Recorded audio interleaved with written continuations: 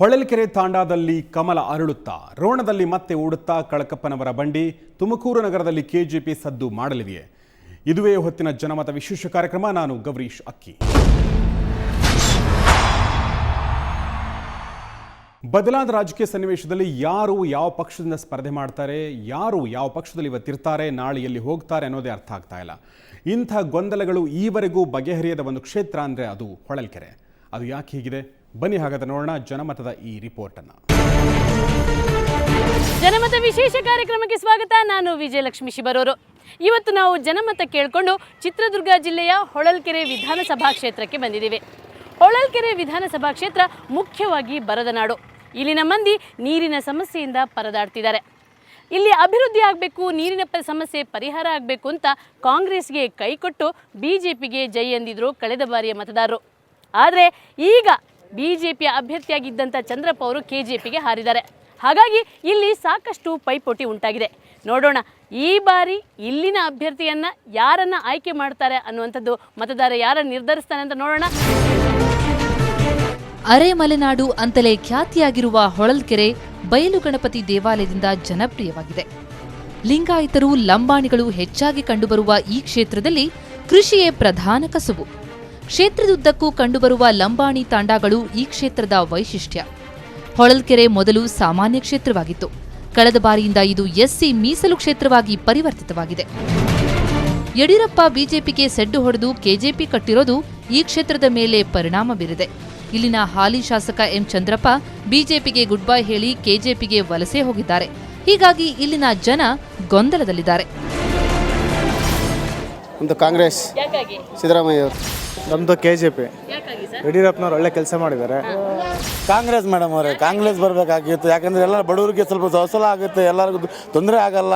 ಬೇರೆ ಪಕ್ಷ ಬಂದರೆ ಎಲ್ಲರಿಗೂ ತೊಂದರೆ ಆಗುತ್ತೆ. ಕಾಂಗ್ರೆಸ್ ಬಂದರೆ ಏನೂ ಆಗಲ್ಲ, ತೊಂದರೆಗಳು ಅಲ್ಲ ಮೇಡಮ್ ಅವರೇ. ಮಾಡಿದ್ದಾರೆ ಅಂದರೆ ಅಷ್ಟೇನು ಮಾಡಿಲ್ಲ, ಬಡವರಿಗೆ ಏನೂ ಮಾಡಿಲ್ಲ. ಜಾತಿ ಬಲಾಬಲ: ಲಿಂಗಾಯತ 69,000, ಲಂಬಾಣಿ 22,000, ಎಸ್ಟಿ 19,000, ಬೋವಿ 15,000, ಕುರುಬರು 13,000, ಇತರೆ 20,000. ಕ್ಷೇತ್ರದಲ್ಲಿ ನಿರ್ಣಾಯಕರು ಲಿಂಗಾಯತರು.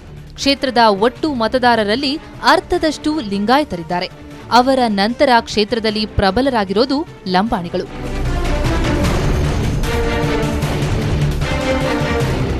ಎಸ್ಟಿ, ಬೋವಿ, ಕುರುಬರ ಮತಗಳು ಇಲ್ಲಿ ನಿರ್ಣಾಯಕ. ಈ ಕ್ಷೇತ್ರ ಕಾಂಗ್ರೆಸ್ನ ಭದ್ರಕೋಟೆ. ಬಿಜೆಪಿ 2 ಸಲ ಗೆದ್ದಿದೆ. ಅದರ ಹೊರತಾಗಿ ಪಕ್ಷೇತರರು ಇಲ್ಲಿ ನೆಲೆ ಕಂಡುಕೊಂಡಿದ್ದಾರೆ. ನಮ್ಮಕ್ಕೆ ಬೇಸ್ ಸರ್ ಕಾಂಗ್ರೆಸ್ ಮೇಡಮ್. ಅವರು ಈಗ ಹೊಸ ಪಕ್ಷ ಬಂದಿದೆ, ಅವ್ರದ್ದು ಒಂದ್ಸತಿ ನೋಡೋಣ. ಇವರೆಲ್ಲರದು ನೋಡಿದ್ವಿ, ಈಗ ಒಂದ್ಸತಿ ಅವ್ರದ್ದು ನೋಡೋಣ. ಹೆಚ್ಚಾಂಜನೇಯವರಿಗೆ ಚೇಂಜ್ ಬಯಸ್ತೀವಿ. ಆದರೂ ಕಾಂಗ್ರೆಸ್ ಗಾಳಿನೂ ಇದೆ, ಅವರು ಅಭಿವೃದ್ಧಿ ಮಾಡ್ತಾರಂತ ನಮಗೆ ಭರವಸೆ ಇದೆ. ಅಭಿವೃದ್ಧಿ ಅನ್ನೋದು ಆಗಿದೆ, ಇಲ್ಲ ಅಂತಾನೆ ಒಪ್ಕೊಳ್ಳೋದು. ನೀವು ಆಸ್ಪತ್ರೆಗೆ ಹೋಗ್ರಿ, ಡಾಕ್ಟರ್ ಎಷ್ಟು ಜನ ಇದ್ದಾರೆ ಲೆಕ್ಕ ಮಾಡಿ. ಕೋಟಿಗಟ್ಟಲೆ ತಂದು ಸುರಿದ್ರೆ ಅದು ಕಾರ್ಯಗತ ಆಗ್ಬೋದು. ಡಾಕ್ಟರ್ ಇಲ್ಲ, ಹೋಗ್ರಿ.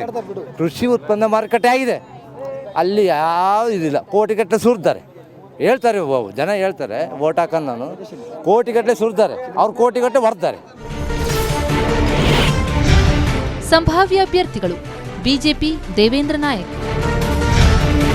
Congress Anjaneya, JDS Goolihatti D Rudresh, BSR Srinivas, KJP M Chandrappa. KJP ಎಫೆಕ್ಟ್ನಿಂದಾಗಿ ಬಿಜೆಪಿ ಶಾಸಕ ಎಂ ಚಂದ್ರಪ್ಪ ಈ ಸಲ ಬಿಜೆಪಿಗೆ ಗುಡ್ ಬೈ ಹೇಳಿದ್ದಾರೆ.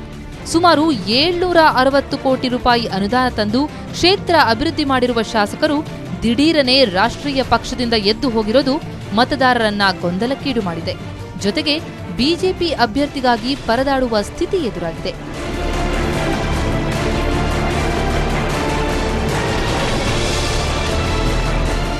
ಕಳೆದ ಸಲ ಜೆಡಿಎಸ್ನಿಂದ ಸ್ಪರ್ಧಿಸಿದ್ದ ದೇವೇಂದ್ರ ನಾಯಕ್ ಹೆಸರು ಬಿಜೆಪಿಯಲ್ಲಿ ಕೇಳಿಬರ್ತಿದೆ.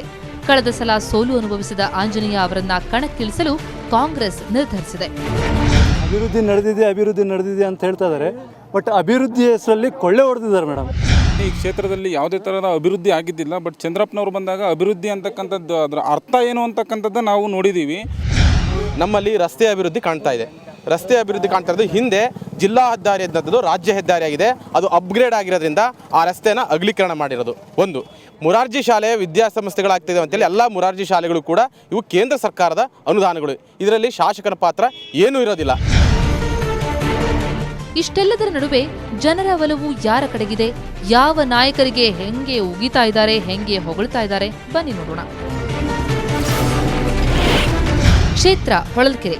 ಯಾವ ಪಕ್ಷ ಗೆಲ್ಲಬೇಕು?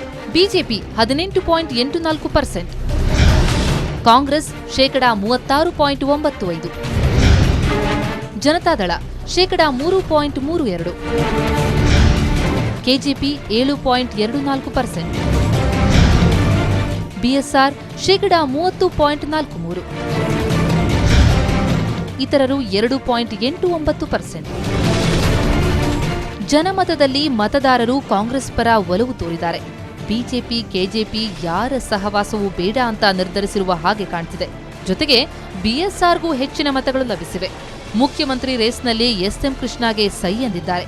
ಮೂಲಸೌಕರ್ಯ ಅಭಿವೃದ್ಧಿಗೆ ಹೆಚ್ಚಿನ ಜನ ಆಗ್ರಹಿಸಿದ್ದಾರೆ.